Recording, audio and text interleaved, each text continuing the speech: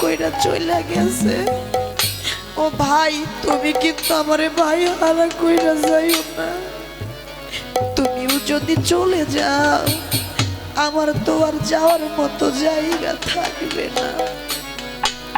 তাই আজকে এই জায়গায় যে সন্তান তার বাবারে হারাইছে তার পাশে বৈশা কেউ যদি বাবা কইয়া ডাকে, তারও আজকে মনে হয় আমার বাবা থাকলে আমি একটাবার বাবা কইয়া ডাকে দিতাম। যার আজকে মা নাই তার পাশে বৈশা কেউ যদি মা কইয়া ডাকে, তারও মনে হয় আজ আমার মা থাকলে আমি একটাবার মা কইয়া ডাকে দিতাম। রেফাত চান যার মুর্শিদ নাই তার পাশে বৈশা কেউ যদি দয়াল কইয়া ডাকে, তারও মনে হয় আজ আমার দয়াল থাকলে আমি একটাবার দয়াল কইয়া ডাক দিতাম। হামিদ ভাই রে, একটা সন্তানের কাছে বাবা ডাকছে কতটা মধু। সেই বাবার কুল শূন্য করে সন্তান চলে যায়, সেই বাবা জানে একমাত্র সন্তান হারানোর যন্ত্রণাটা কি। যার ভাবে মা নাই, যার ভাবে মুর্শিদ নাই, যার ভাবে বাবা নাই, যার ভাবে বড় একটা ভাই নাই, তার দুনিয়াতে কেউ নাই, সে দুনিয়াতে একেবারে হতভাগা। তাই সেই জায়গায় দাঁড়িয়ে কবি আমার কেউ রইল না রে, এই দুঃখিনীর দরদিয়া কেউ রইল না, আমার কেউ রইল না রে। দুঃখের দরদিয়া মা কেউ রইল না রে, আমার কেউ রইল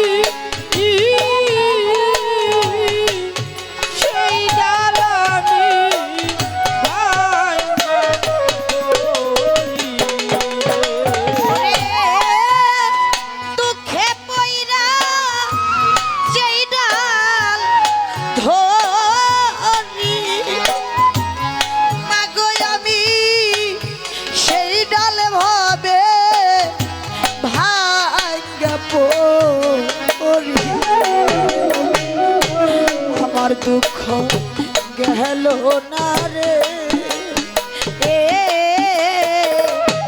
কাঁদতে কাঁদতে জনম গেল সুখ হইল না রে, আমার রইল না রে, এই দুঃখিনীর দরদিয়া কেউ রইল না।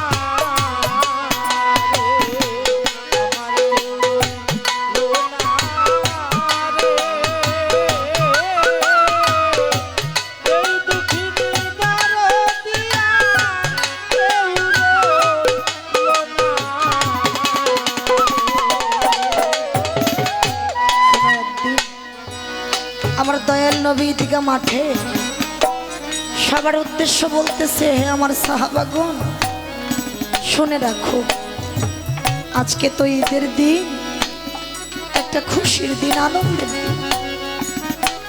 শুধু নামাজ আদায় করলে কিন্তু তোমাদের দায়িত্বটা শেষ হয় নাই। আরো একটা দায়িত্ব আছে, যার যার বাড়ি যাইয়ে মা বাবার পায়ে একটু সালাম কইর, মা বাবার সাথে নিয়ে এক মুঠো খাবার মা বাবার মুখে তুইলা দিও। মনে রাখো ওই খাবারটা মা বাবা খায় না, স্বয়ং যেন আল্লাহ খায়। কথাটা বইলা আমার নবী মাঠ থেকে বের হয়ে যায়। ছোট একটা বাচ্চা বসে বসে কাঁদে। ওই ছোট বাচ্চাটার কাঁদা দেখে আমার নবী আগাইয়া গেছে, যা জিজ্ঞেস করে আজকে ঈদের দিনে তুমি কেন এরকম করে কান্নাকাটি করো। ছোট বাচ্চাটা কই, হুজুর আপনি বললেন মা বাবার পায়ে সালাম করতে হবে। ও হুজুর, যার বাবা নাই বলে মায়ের পায়ে সালাম করবে। কই যার মাও নাই। আমার নবী কই কেন এই ধরনের কথা বলো। ছোট বাচ্চাটা হাউ মাউ করে চিৎকার দিয়া কই, হুজুর গো, আমার ঘরে মাও নাই, আমার ঘরে বাবাও নাই, আমি জন্মের এতিম। আজকে ঈদের দিনে কত সন্তানেরা মা বাবার পায়ে সালাম করে মাঠে যাইতেছে। ও হুজুর, আমি কাদের পায়ে সালাম করব, আমার তো কেউ নাই। আমার নবীর ভালো লাগে নাই। কথাটা শুই না ফাতেমার বাড়িতে চলে গেছে। যা ফাতেমাকে জিজ্ঞেস করে, ও মা আলী বাড়ি আছে? কয় আছে। বলে আমি ঘরে গেলাম, আলীরে নিয়ে একটু ঘরে আসো। আলীরে নিয়ে ঘরে গেছে। আমার নবী কয়, মা গো তোমরা দুইজন আমার দুই পাশে একটু শোও দেখি। আলীরে নিয়ে মা ফাতেমা শুইছে। আমার নবী দুইজনের মাঝখানে উপর হইয়া শুইয়া ডান হাতের উপরে মাথাটা রাইখা বিনাইয়া বিনাইয়া কাঁদে। ফাতেমা জিজ্ঞেস করলো, বাবা আজকে না ঈদের দিন, আপনি কেন এরকম করে কান্নাকাটি করেন? আমার নবী দুইটা চোখের পানি জাইরা দিয়ে কই, মা গো আমি তোমাদের দুইজনের মাঝখানে শুইছি কেন জানো? কয় না বাবা। বলে আমি তোমার আলীর মাঝখানে শুইছি এই জন্য, তোমাদের দুইজনের মাঝখানে শুয়ে একটু বুঝতে চাই মা বাবার ভালোবাসাটা কেমন। কেননা আমি তো নবী জন্মের এতিম, জন্মের আগেই তো বাবারে হারাইছি, 6 বছর বয়সে মারে হারাইছি। মায়ের স্নেহ ভালোবাসা আমার ভাগ্যে বেশি দিন টিকে নাই, আমি তো জন্মের এতিম। তাই তো বলছে, আজ আমি জনমে দুঃখী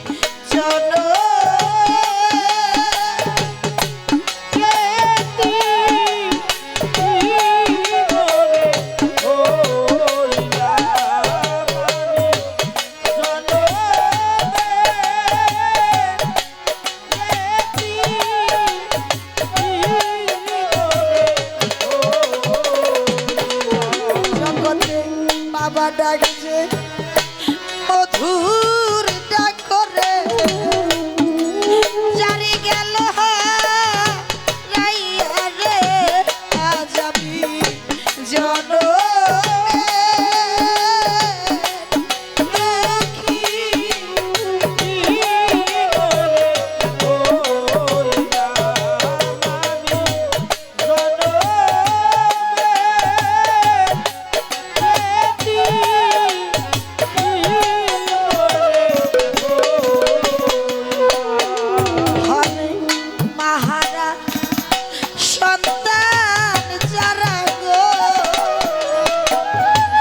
আমার মতো